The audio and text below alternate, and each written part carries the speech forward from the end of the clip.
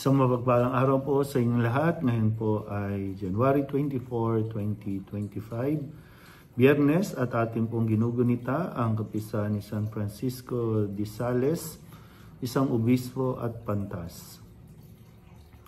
Ating pong unang pagbasa at pagninilay sa araw na ito ay hinango mula sa sulat sa mga Hebreo, chapter 8, verses 6 to 13. Mga kapatid, ang paglilingkod na ipinagkaloob kay Jesus ay higit na dakila kaysa ipinagkaloob sa kanila.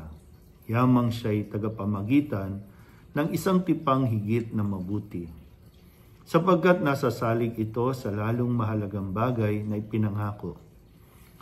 Kung walang kakulangan ang unang tipan, hindi na sana nangailangan ng pangalawa. Ngunit nakita ng Diyos ang pagkukulang ng kanyang bayan, kaya't sinabi niya, "Darating ang mga araw na ako'y makikipagtipan ng panibago sa bayang Israel at sa angkan ng Huda.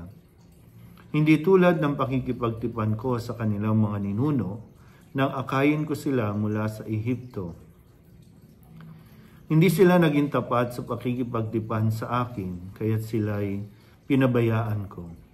Ito ang aking magiging tipan sa bayang Israel.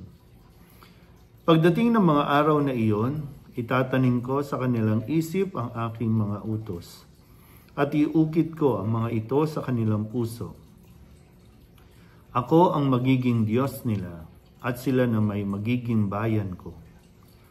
Hindi na kakailanganing ituro ninuman sa kanyang kababayan, o sabihin sa kanyang kapatid, kilalanin mo ang Panginoon, sapagkat ako'y kikilalanin nilang lahat, mula sa pinakaaba hanggang sa pinakadakila, sapagkat ipatatawad ko sa kanila ang kanilang mga kasalanan, at lilimutin ko na ang kanilang mga kasamaan." Nang sabihin ng Diyos ang tungkol sa bagong tipan, pinawalan niya ng bisa ang una, at anumang nawawalan ng bisa at naluluma ay malapit nang mawala. Ang salita ng Diyos. Muli po, isang mapagpalang araw sa inyo pong lahat at sa pagpapatuloy natin ng ating pagbabasa at pagninilay sa sulat sa mga Hebreo.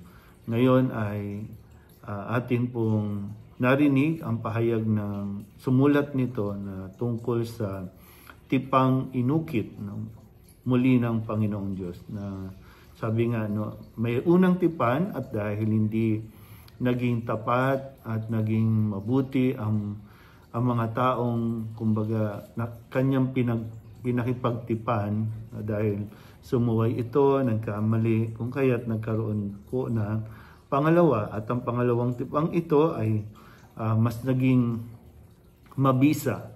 Dahil itong pakikipagtipan na ito ay wala ng hangganan, wala ng katapusan. Kasi yung tao na nakipagtipan sa Diyos, bumali sa kanilang mga sinumpaang pangako. Pero yung pangalawang pakikipagtipan, dahil nga sa kanyang ginawang pag-aalay ng kanyang sariling dugo, ito ay nagkaroon na ng kumbaga marka ng panghabang buhay na o panghabang panahon. Walang hangganan na itong tipang ito na ginawa, na dahil ito mismo ay ang kanyang bugtong na anak din.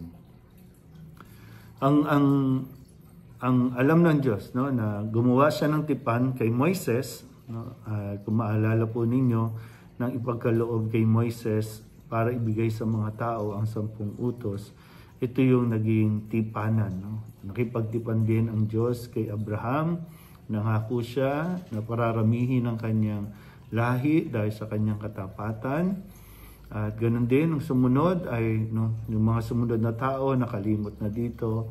Kaya't pumasok muli si Moises sa kwento ng pakikipagtipan ng Diyos.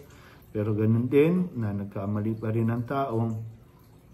Sa kabila ng katapatan at pagmamahal ng Diyos sa mga tao ay nabali pa rin nila yung kanila pong pangako din sa Diyos. Kung kaya namuhay pa rin sa kasalanan, tanging nung dumating si Jesus sa mundong ito, nagkaroon ng kaganapan muli ang pakikipagtipan dahil mismo si Kristo na ang talagang naging simbolo, o si Kristo na mismo ang nakikipamagitan sa atin palagi. Kung magkasala man tayo, magkamali tayo, naririyan si Kristo para mamagitan lagi sa atin. Kaya nga tinatawag natin na ito ang bagong tipan, no, na ibinibigay sa atin. Pakikipagtipan ng Diyos na dapat nating pahalagahan, no? Kumbaga, maging grateful tayo, no? Magpasalamat tayo sa Diyos sa pamamagitan ni Hesus Kristo na siyang laging nag-aalay ng sarili, naghahandog para sa atin, namamagitan para sa ating lahat. Muli po, isang mapagpalang araw sa inyo po lahat.